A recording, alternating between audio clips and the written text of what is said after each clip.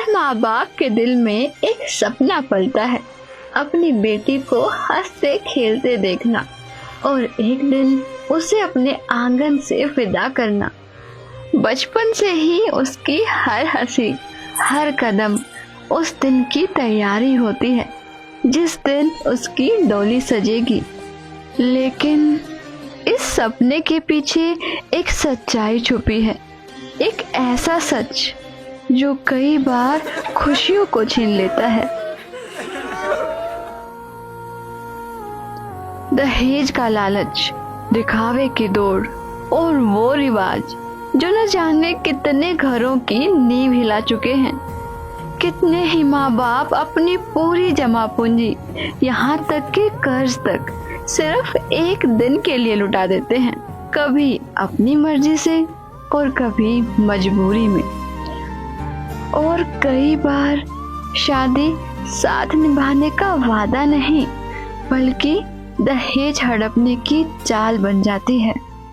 लेकिन इस अंधी दौड़ में एक ऐसे महापुरुष भी हैं जिन्होंने इस कुप्रथा को जड़ से खत्म करने का बीड़ा उठाया है, जिनकी मुहिम ने लाखों जिंदगियों की दिशा बदल दी और जिनकी शिक्षा ने बेटियों को इज्जत और सुरक्षा का हक दिलाया। अब हमने ये प्रतिज्ञा करनी है कि ना दहेज लेंगे ना देंगे, चाहे ब्याह हो चाहे ना हो। और क्यों, कैसे ना होगा? वाह भाई वाह, भगवान ने संस्कार जोड़ रखे, उसने मिटा कौन देगा? यदि कर्म तेरे पावन है सभी, डूबेगी नहीं तेरी नाव कभी। तेरी बाह पकड़ने को वो भेष बदल के आएगा, पता नहीं किस रूप में आकर नारायण मिल जाएगा, पता नहीं किस रूप में आकर नारायण मिल जाएगा। ये कहानी है उस बदलाव की जिसकी प्रेरणा हमें संत रामपाल जी महाराज जी के सत्संग प्रवचनों से मिली, और एक ऐसी बेटी की जिसके माँ बाप ने उसकी मुस्कान के लिए अपनी हर ख्वाहिश, हर सांस कुर्बान कर दी।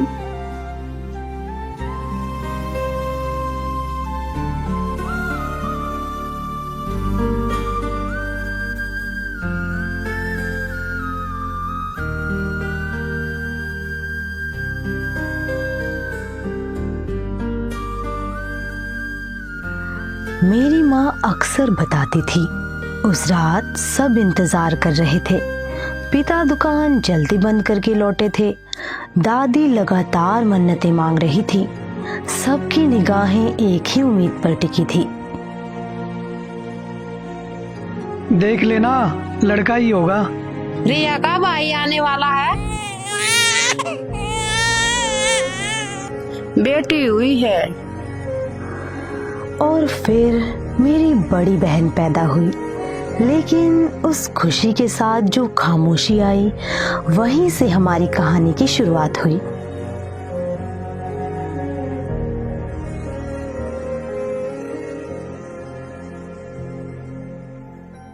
देख भगवान, आपकी बार तो पोता ही देना।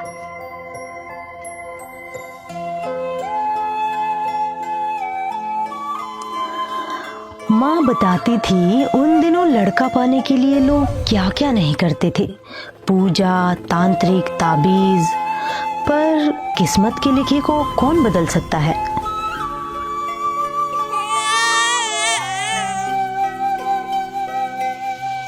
लड़की हुई है।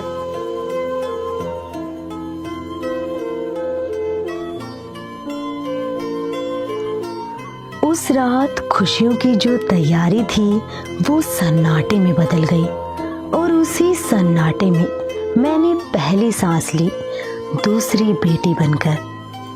अब बेटी ने तो हम संतान भी नहीं मानते थे, ऐसी ऐसी अनजान सोच बना दी हमारी। पुण्यात्मा, बेटा और बेटी में कोई अंतर नहीं, संस्कार आपको मिलेंगे चाहे कितने पैर पीट लो। देखना भाई साहब, मेरा तो लड़का ही होगा।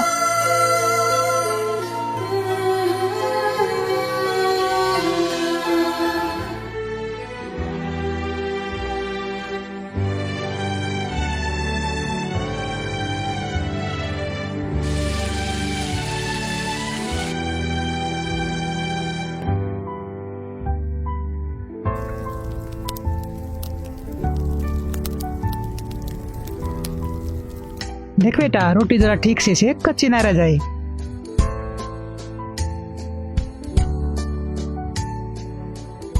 अपेक्षा, जा बेटा अपने पापा को पानी दे के आ।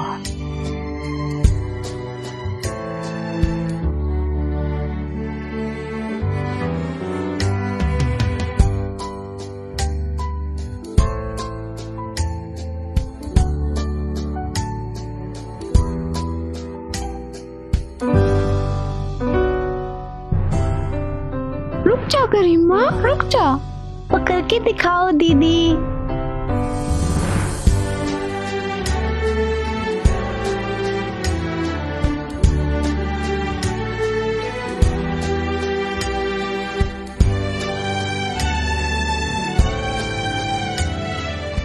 अपना ख्याल रखना, ज्यादा इधर उधर किसी से बात मत करना, और हाँ, खाना टाइम से खा लेना। हाँ हाँ दीदी, पता है मुझे।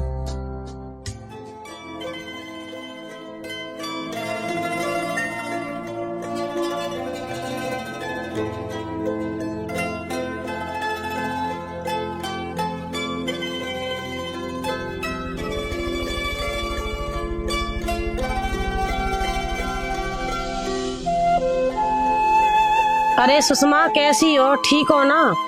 हाँ बहन जी, सब ठीक है, बस गृहस्थी में लगी हूँ। जा बेटा, ये अंदर रख दे। ठीक है मम्मी। सुषमा, लड़की बड़ी हो रही है। अरे मेरी दिल्ली वाली बहन सुमन को जानती हो ना, उसके लड़के ने अभी अभी डॉक्टरी की पढ़ाई पूरी की है और शहर में अपना छोटा सा क्लिनिक खोला है। मैं सोच रही थी अपनी अपेक्षा के लिए बात कर लेते, क्योंकि वो खानदानी लोग हैं और वो अपने बेटे के लिए सर्वगुण संपन्न बहू ढूंढ रहे हैं। ठीक है, मैं इसके पापा से बात करके बताती हूँ।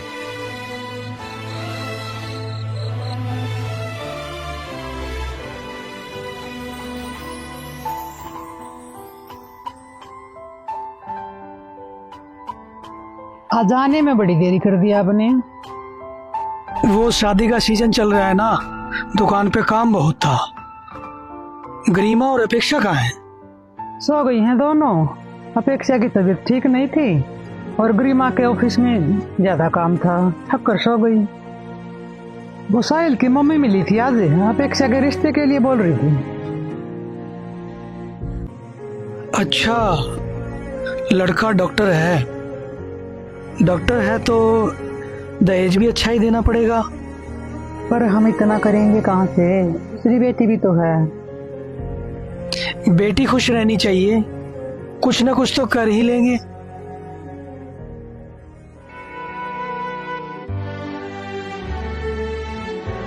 मम्मी, जा रही हूँ मैं। गरिमा रुक, टिफिन लेती जा।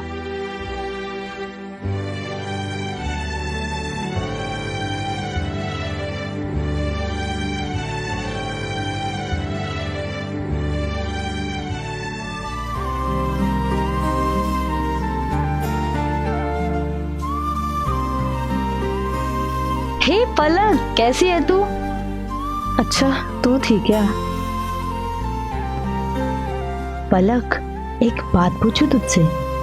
हाँ बोल। घर पे सब ठीक है ना? शादी के बाद तू बड़ी परेशान सी रहने लगी है। अरे नहीं यार, सब ठीक है। बता ना पलक, तू कुछ तो छुपा रही है।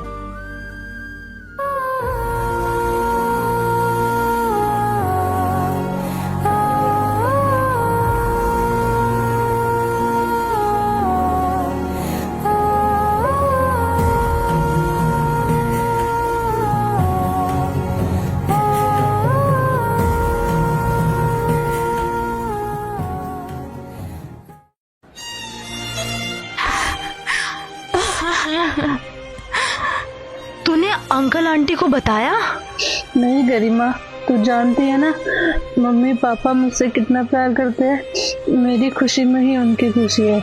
अगर उन्हें ये सब पता चलेगा तो उनको बहुत तकलीफ होगी। अच्छा पलक, मुझे ये समझ नहीं आ रहा तुम ये सब क्यों सहन कर रही हो? अरे तुम इतनी पढ़ी लिखी हो, जॉब करती हो, तो क्यों बर्दाश्त कर रही हो ये सब? बस इसी उम्मीद में कि शायद आने वाला वक्त अच्छा होगा। मैं आशा करती हूँ कि ऐसा ही हो।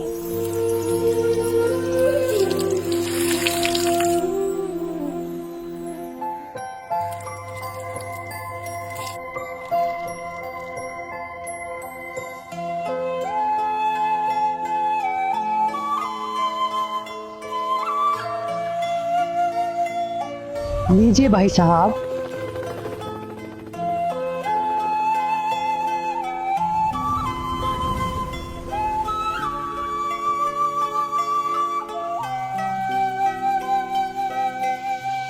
नहीं नहीं बहन जी, बस।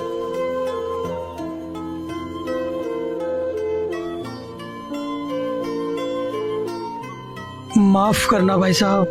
ये क्या बात हुई भाई साहब? आप तो अभी से इंतजार करवाने लग गए लड़के वालों को। गलती हो गई जी।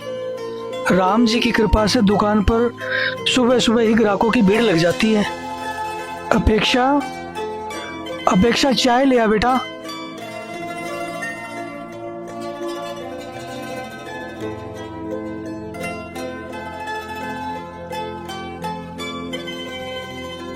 वैसे क्या क्या सिखाया है आपने अपनी बेटी को?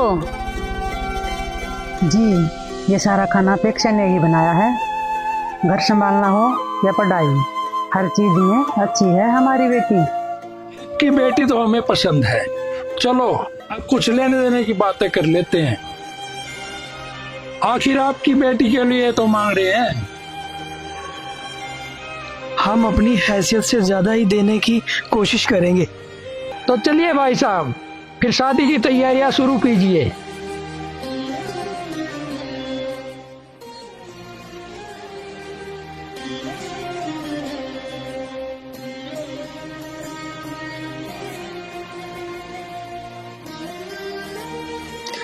राम राम भाई साहब।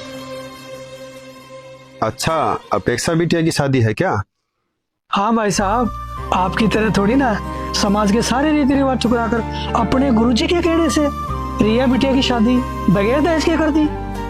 बताइए भाई साहब, क्या आदर होगा उसका ससुराल में? अरे भाई, वो दुखी नहीं है, परमात्मा उसके साथ है। वो अपना भक्ति रूपी धन लेकर गई है। बस बस भाई साहब, ठीक है, रहने दो।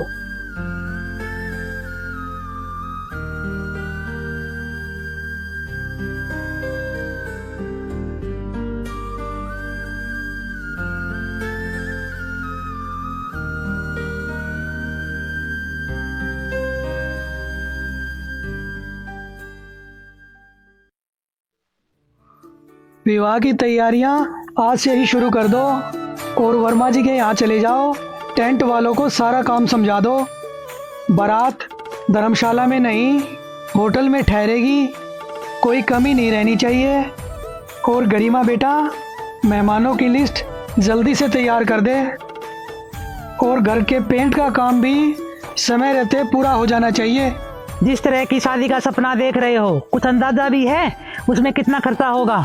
दुकान तो पहले गिरवी रखी हुई है, अब क्या घर को भी बेच दोगे? छोटी बेटी का भी तो ब्याह करना है, उसके लिए क्या बचेगा? हाँ, अंदाजा है, पर बेटी खुश रहनी चाहिए।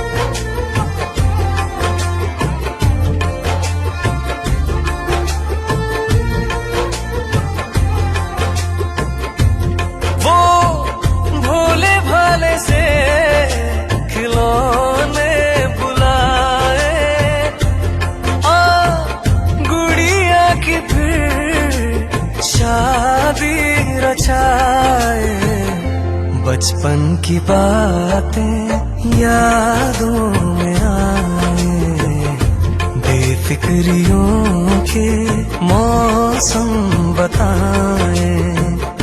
मेहंदी लगी थी, दुल्हन सजी थी, मेहंदी लगेगी, दुल्हन सजेगी।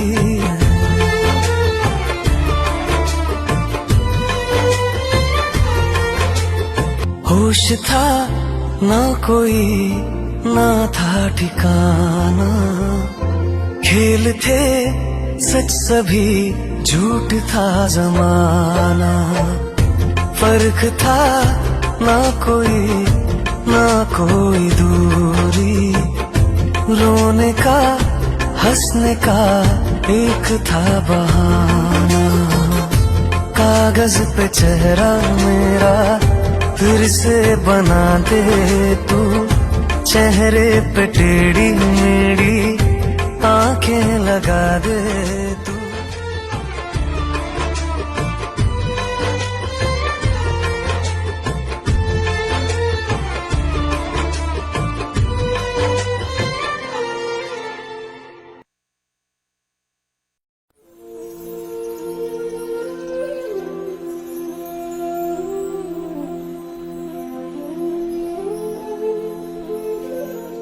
ये साड़ी दी है तेरी माँ ने, ये साड़ी, इतना हल्का हार, ये तो फूंक मारते ही उड़ जाएगा।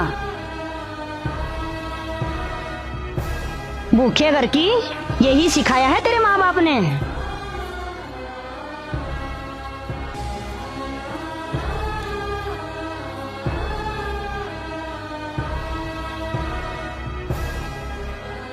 अब तेरी जरूरत नहीं, बहू आ गई है।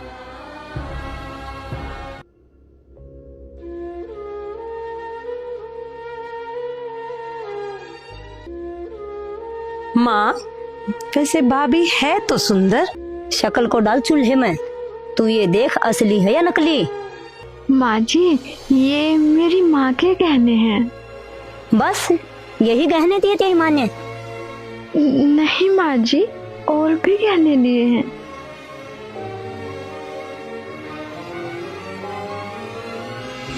ओहो, क्या घटिया साड़ी है। ये तो उससे भी घटिया है। इससे अच्छे कपड़े तो हमारी नौकरानी पहनती है। ये फिर भी ठीक ठाक है, इसे मैं रख लेती हूँ। हाँ हाँ रख ले, किसी को पूछने की क्या जरूरत है।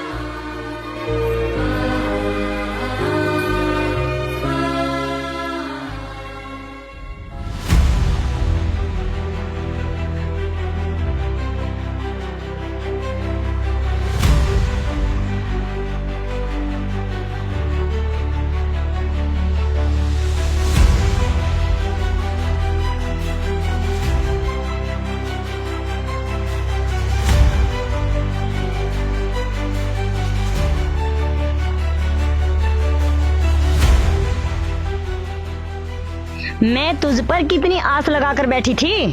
तेरी शादी में लड़की वालों से fridge, washing machine, AC, 10 kilo सोना, 20 लाख नगद और एक बड़ी गाड़ी लूंगी। लेकिन हाय हाय, मेरी तो किस्मत ही फूटी है जो ऐसे भूखे घर की बहू मिली।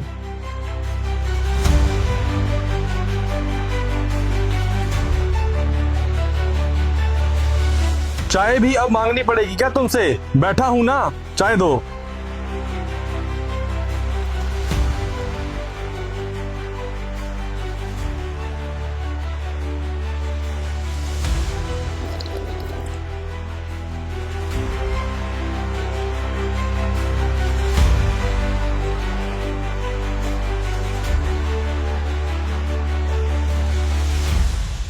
अच्छा सुन, अपने बाप को फोन कर और उनसे बोल 5 लाख रुपए चाहिए 2 दिन में।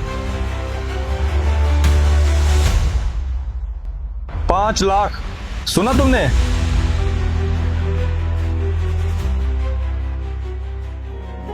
नैना जो सांझ ख्वाब देखते थे, नैना बिछड़ के आज रो दिए हैं यूं।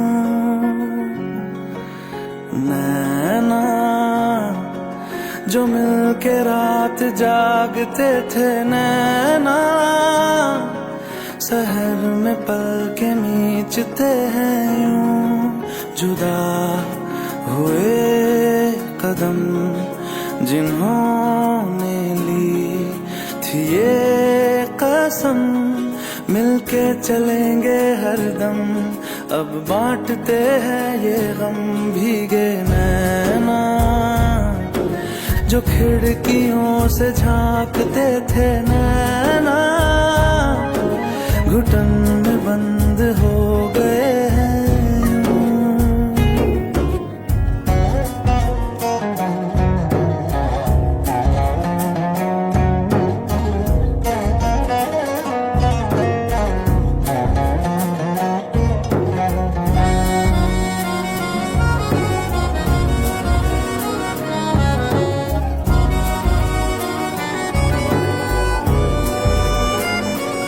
सांस हैरान है, मन परेशान है, हो रही सी क्यों रुआसा ये मेरी जान है।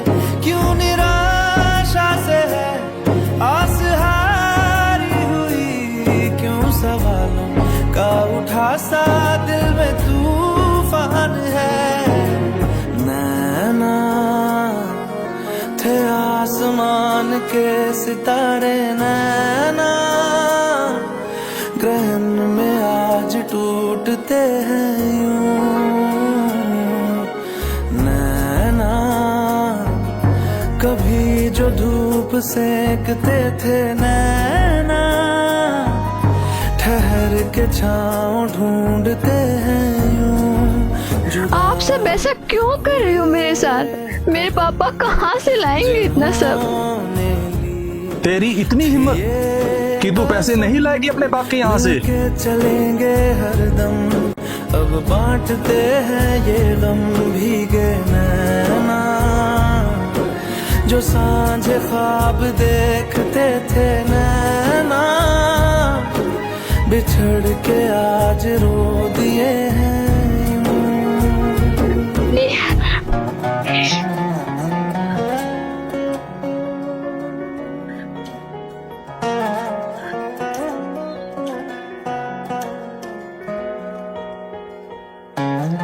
अब मर बिना पानी के।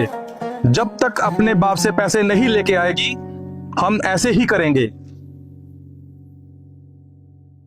नैना जो सांझ ख्वाब देखते थे, नैना बिछड़ के आज रो दिए हैं यूं।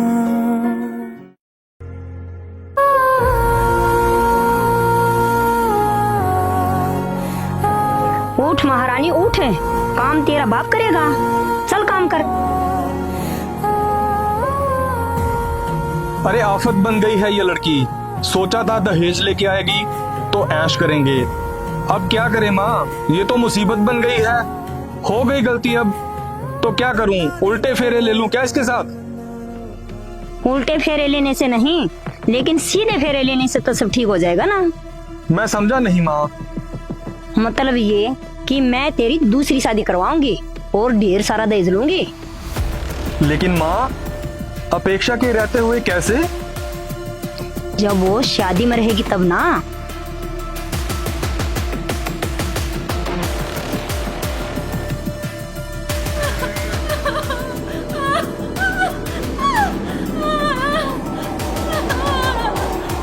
बिटिया, ससुराल में सबका दिल जीतना, लड़ झगड़ कर रूठ कर कभी वापस मत आना। बेटा, कुछ भी करने से पहले समाज में मेरी इज्जत का ख्याल रखना। देख, तेरी छोटी बहन भी है, नहीं तो कौन थामेगा उसका हाथ। तेरा एक गलत कदम उसकी जिंदगी बर्बाद कर देगा।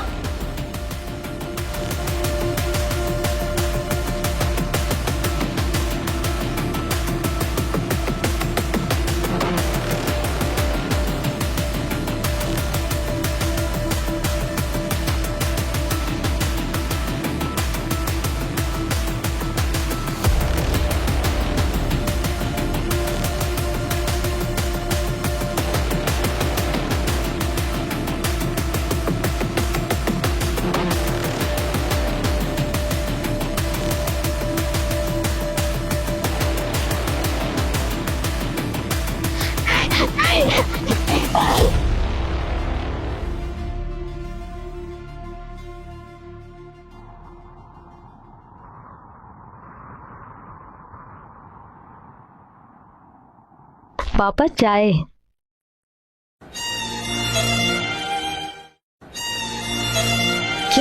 क्या हुआ पापा?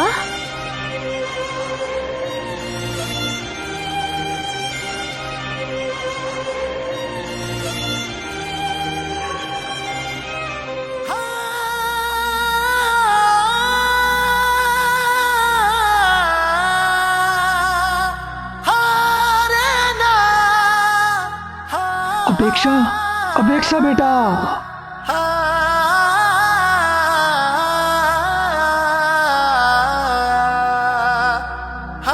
खाना नहीं बनाती थी बहन जी, घर नहीं संभालती थी आपका, क्यों मार दिया इसे?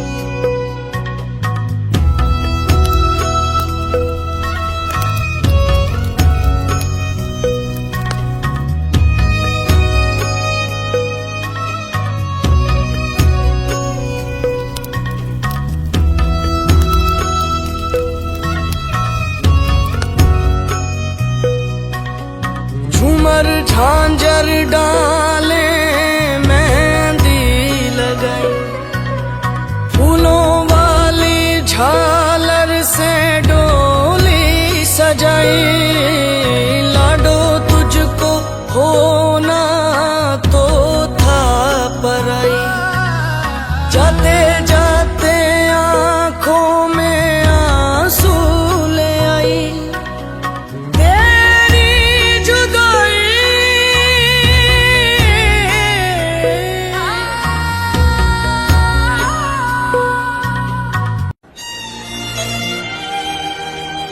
हेलो पलक, पर आंटी कैसे?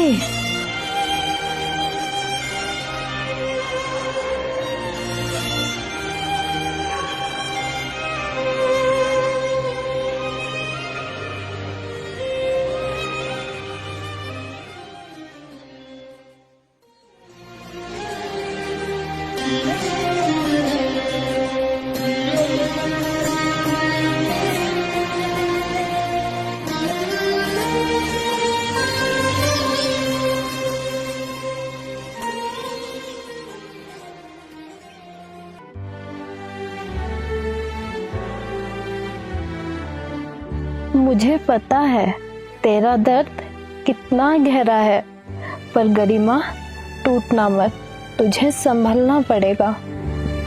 दीदी, हमें लगता था दहेज तो दे ही दिया है, अब उन्हें खुश रखेंगे, पर देखो उन्होंने अपेक्षा दीदी के साथ क्या किया।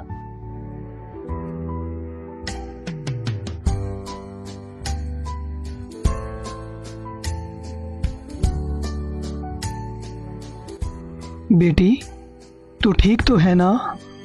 कहीं तेरे साथ भी तेरे ससुराल वाले तुझे ताने माने तो नहीं देते? क्योंकि तेरे पापा ने तो दहेज ही नहीं दिया था। नहीं चाचा जी, वहाँ कोई ताने नहीं मारता, वो मुझे बहू नहीं बेटी बनाकर रखते हैं। वो रिश्ता सौदे का नहीं भरोसे का है। वहाँ किसी ने मुझसे कुछ नहीं मांगा, उल्टा मेरी खुशी को अपनी जिम्मेदारी माना। मुझे माफ कर दो भाई साहब, मैंने आपको बहुत बुरा भला कहा। सोचा दहेज ही बेटी की ढाल है, वही उसे ससुराल में सम्मान दिलाएगा, लेकिन दहेज देकर भी मैंने अपनी अपेक्षा को खो दिया। पलक, अपेक्षा दीदी दोनों दहेज के लालचियों की शिकार बनी। मैंने सोचा था नौकरी करूंगी, पैसे कमाऊंगी, सब सही होगा। अब समझ आया ये तो ऐसा लालच है जो कभी खत्म नहीं होता। गरिमा, बदलाव पैसे से नहीं सोच से आता है। मैंने वहां जाकर देखा सम्मान का रिश्ता कैसा होता है। जब शादी दिखावे से नहीं भरोसे से परमात्मा को साक्षी मानकर होती है, तब पैसों का दहेज नहीं, सद्भक्ति का दहेज बेटी के साथ जाता है। तब बेटी रोती नहीं, खिलखिलाती है। जीवन की सारी आपत्तियों से परमात्मा रक्षा करते हैं। तो परमात्मा की शरण में आने के बाद वही विवाह आज आप देख रहे हो, उस परमेश्वर की कृपा से परमात्मा ने हमारा ज्ञान हटा दिया। यहाँ पर बच्चों का विवाह करा दिया जाता है और 5-7 भगत उनके रिश्तेदार आते हैं, घर वाले, और यहाँ आश्रम में उनका 10 रुपए खर्च नहीं होता। सिंपल रोटी जो रोज हम बनाते हैं वही खाएंगे।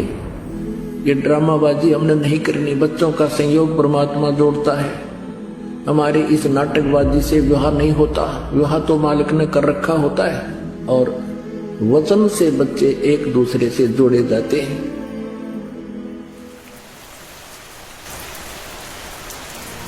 दीदी के जाने के बाद जैसे मेरी जिंदगी का रंग ही उतर गया था। हर दिन सवाल पूछता था, क्यों, आखिर क्यों हमारे साथ ही ये सब हुआ।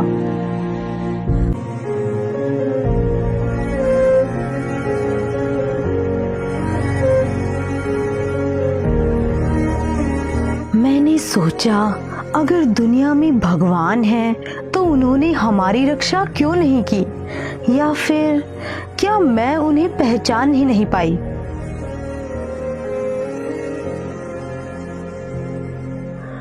उनकी बातों में कुछ तो था जो सीधे दिल को छू गया। ऐसा लगा जैसे कोई मेरे सवालों के जवाब जानता हो। पन्ना दर पन्ना मुझे लगा जैसे मेरे मन के ताले खुल रहे हैं और मुझे यकीन होने लगा कि संसार में अगर कोई पूर्ण संत है तो वो सिर्फ संत रामपाल जी महाराज हैं। पुण्यात्माओं, एक विशेष बात ध्यान रखा करो, क्योंकि हम सत्संग में आते हैं जिसका असर भी होना चाहिए। ये बातें कहन सुन की नहीं है, ये कर पाड़न की है। बेटी का ब्याह लाख रुपया लाजे तो भी ब्याह होना है, और भाई 10-20 हजार में काम चला दे वो भी ब्याह ही होना है। विवाह ही करना है हमने। इन बकवादों को छोड़ के सिंपल से ढंग से अपना बच्चों को की शादी कर देनी चाहिए। हेलो रिया दीदी।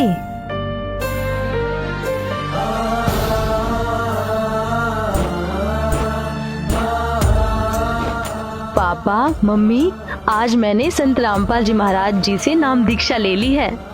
तूने उससे नाम ले लिया? ये सब इतना आसान नहीं था। पहले मुझे भी लगता था कि सुख तो पैसा, शोहरत और दिखावे में है, लेकिन अब समझ आया असली सुख तो सिर्फ परमात्मा की शरण में है। जैसे मेरे मन के ताले खुले, वैसे ही मम्मी पापा के भी खुल गए और आखिरकार उन्होंने भी सच को पहचान ही लिया। भाई साहब, गरिमा बिटिया की रमैनी है। परमात्मा ने बड़ी दया की कि तुम समझ गए भाई। काश ये मैंने समय रहते समझा होता। जब शादी सौदे का नहीं, भरोसे का रिश्ता हो तो बेटी रोती नहीं, खिलखिलाती है, और जब परमात्मा की शरण में बंधन बनता है तो जीवन की हर मुश्किल आसान हो जाती है। कभी औरत को पति की चिता पर जला दिया जाता था, आज तो पति ही जिंदा जला देता है अपनी पत्नी को। शादी बराबरी का रिश्ता है, फिर क्यों इसे हमने पैसों और दहेज का सौदा बना दिया। हर दिन कितनी बेटियां जलती हैं, कितनी जहर पीती हैं, कितनी ही डरते डरते अपनी जिंदगी हार जाती हैं, और हम सब चुप खड़े बस देखते रहते हैं। दहेज एक ऐसा लालच है जिसका अंत कभी नहीं होता। आज तीज त्योहार, कल बच्चे का जन्म, फिर किसी और की शादी, मांग बस बढ़ती ही जाती है। याद रखो, दहेज देकर बेटी की शादी तो हो सकती है, लेकिन उसके लिए प्यार और इज्जत कभी नहीं खरीदी जा सकती। आखिर कब तक बेटियां जलती रहेंगी, कब तक ये सिलसिला चलता रहेगा और कब तक हम नाकाम साबित होते रहेंगे? ये सिर्फ एक कहानी नहीं, एक चेतावनी है, एक उम्मीद है और एक ऐसा सच जिसे नजरअंदाज करने की कीमत हमारी आने वाली पीढ़ियां चुकाएंगी। अब जैसे बेटियां वैसे बोझ मान रखी थी दहेज के कारण, अब दहेज खत्म कर दिया, बिल्कुल समाप्त। ना बात, ना सूचक, ना कोथड़ी संधारा, बेमतलब की बकवास सारी हटवा दी। और हमारे बच्चे मान गए, मेरे बच्चे, ये बिल्कुल ये गलत था और ये जीवन अब जो जी रहे हैं ये है जीवन असली।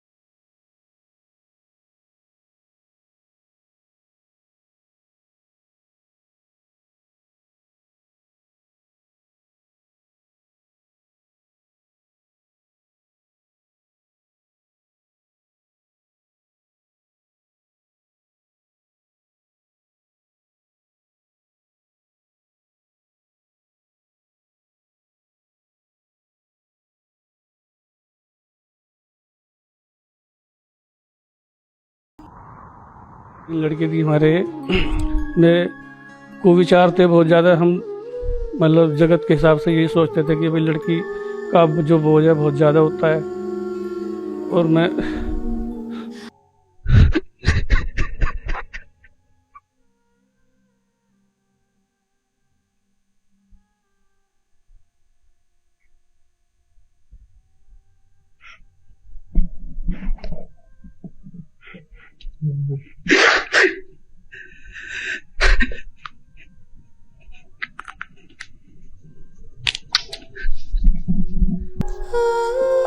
सर्दी में गरीब आदमी यही सोचता था कहाँ से इनकी शादी करूंगा। रात दिन चिंता बनी रहती थी यही। लेकिन जैसे ही मैं गुरु जी की शरण में आया, संत रामपाल जी महाराज की, मुझे पता लगा कि यहाँ पे बिना दहेज के शादी होती है। मुझे थोड़ी हिम्मत सी मिली। मैंने सोचा भाई चलो ये समस्या तो यहाँ पे गुरु जी की वजह से ठीक हो जाएंगी, बाकी परमात्मा जाने। धीरे धीरे मैंने एक बेटी की शादी करी। पहले बेटी की करी, बिना दहेज के करी। जो हमारे घर में वो लड़की आई है वो भी संस्कारी है, उन्होंने भी नाम ले रखा है सभी ने। और फिर हमने अपनी बेटी की शादी करी, वो भी भगत में करी हमने, वो भी संस्कारी हैं, सारे पढ़े लिखे परिवार हैं, अच्छा है। तीसरी बेटी की भी हमने शादी रामायण जी के द्वारा करी है, वो परिवार भी अच्छा है, संस्कारी हैं सब, कोई दिक्कत नहीं आई। हमने ये महसूस करा जो जगत में हमारे आसपास के रहने वाले लोग हैं जो 20-20 लाख रुपए लगा कर शादी कर रहे हैं, उनकी लड़की आजकल परेशान है। यहाँ पे संत रामपाल जी महाराज की शरण में आने के बाद जो हमने महसूस करा, जहाँ हम पहले थे जगत में, वहाँ तो लोग बाग जो है दहेज देने के बाद भी, 20-20 लाख रुपए खर्च करने के बाद भी उनकी जो बेटियां हैं, उनके पति जो हैं वो जुआ खेलना शुरू कर देते हैं, नशा करते हैं, दुनिया भर का मांस, मतलब दुनिया भर के घर में टेंशन रखते हैं। बेशक वो नौकरी भी करते हो, कुछ भी करते हो, लेकिन फिर भी जो है वो हमारी बेटी से अच्छे नहीं है। क्योंकि हमारे जो परिवार जहाँ पर हमने अपने बच्चों की शादी करी है, कोई भी किसी तरह का बुराई नहीं करता, ना शराब पीता है, ना कोई किसी तरह का मांस में मदिरा वगैरह करते हैं, बिल्कुल साफ सुथरे हैं। यहाँ पे किसी तरह का आडंबर नहीं है बिल्कुल भी। वेल हाँ, वे लोग जो हैं दिखावा ज़्यादा करते हैं कि हमने 20 लाख की शादी कर दी, हमारे बच्चे ज़्यादा सुखी रहेंगे। लेकिन हमने ये महसूस करा कि उनके बच्चे सुखी नहीं है, वो तो हमसे भी ज़्यादा दुखी हैं। गुरुजी ने बताया कि जो दहेज ले रहे हैं या दे रहे हैं वो तो उनके संस्कार बढ़ रहे हैं एक दूसरे के जय, वो हमारे यहाँ ख़त्म हो रहे हैं। परमात्मा की भक्ति से हमें पता लगा कि ये जो संस्कार हैं ये हमें यहीं ख़त्म करने हैं, हमें जोड़ने नहीं है। संत रामपाल जी महाराज की शरण में आने के बाद मैं मतलब इतना एहसान मानूंगा गुरुजी का मरते दम तक, क्योंकि जो पहले परेशानी थी उनको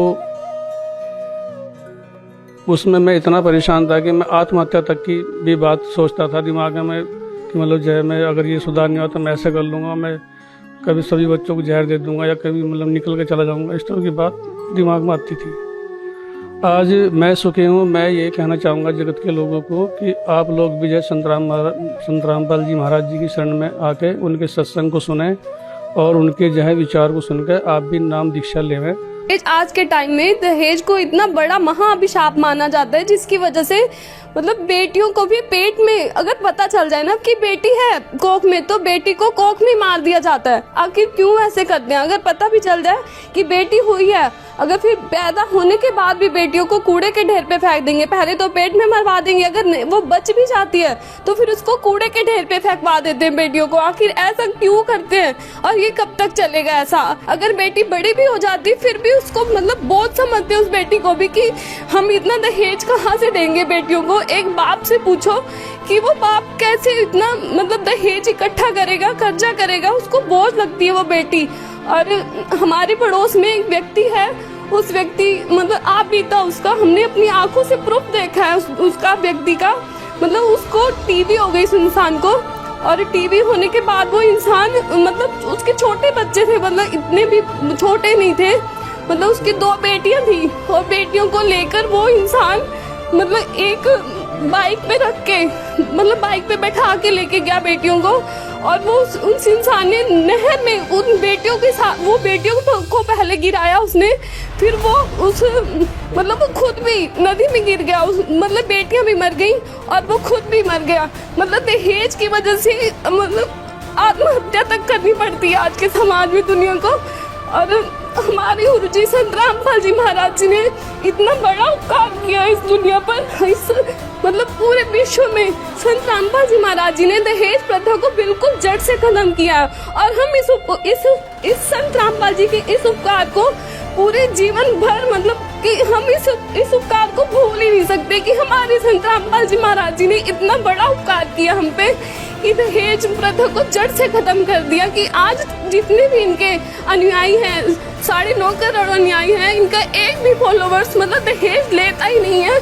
आप भले जाकर आप चेक भी कर सकते हो इनके फॉलोवर्स को कि कोई भी दहेज नहीं लेते। और इनके जो फॉलोवर्स हैं ना तो नशा करते हैं, एक कहते हैं ना सोने की चिड़िया कहते हैं, जैसे संत रामपाल जी महाराज जी ने आज वो समय ला के खड़ा कर दिया कि ये स्वच्छ समाज तैयार किया हमारे गुरुजी ने। मैं संत रामपाल जी महाराज जी को कोटि कोटि दंडवत प्रणाम करती हूँ। गुरुजी की वजह से, संत रामपाल जी महाराज जी की वजह से आज मैं भी एक महिला हूँ, मैं समझ सकती हूँ कि हाँ दहेज क्या होता है और इसकी वजह से कितना पीड़ित होना पड़ता है एक माँ बाप को भी कि वो बोझ बन के रह जाती हैं बेटियाँ। और हमारे संत रामपाल जी महाराज जी ने बिल्कुल जड़ से खत्म कर दी इन चीजों को।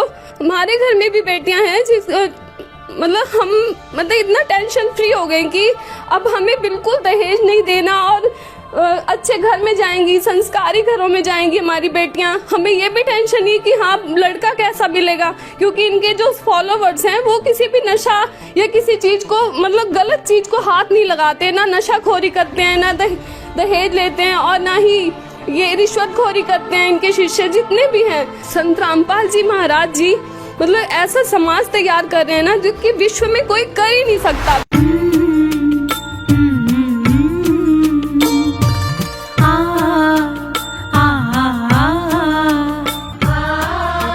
जीवन तुमने दिया है, संभालोगे तुम। आशा हमें है, विश्वास है, हर मुश्किल से विधाता निकालोगे तुम। जीवन तुमने दिया है, संभालोगे तुम। आशा हमें है, विश्वास है, हर मुश्किल से विधाता निकालोगे तुम। जीवन तुमने दिया है, संभालोगे तुम।